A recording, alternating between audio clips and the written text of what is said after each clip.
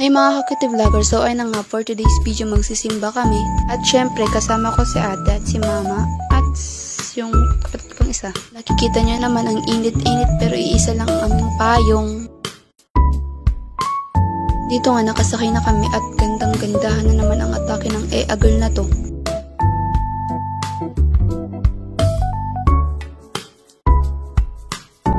So mga ka-cute, update ko na lang kayo pa nasa simbahan na kami kasi ang init kahit nasa loob ka na ng tricycle.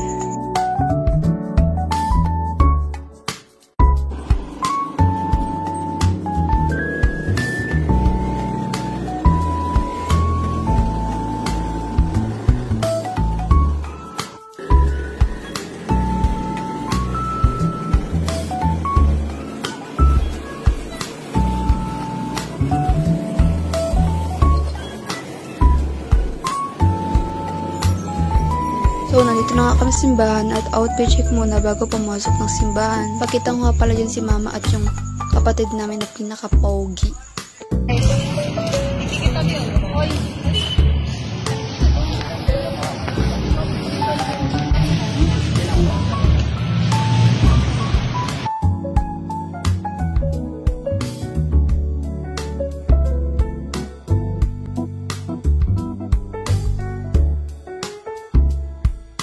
Nasa loob na pala kami ng simbahan at binibigyan nga pala ko din ni ate.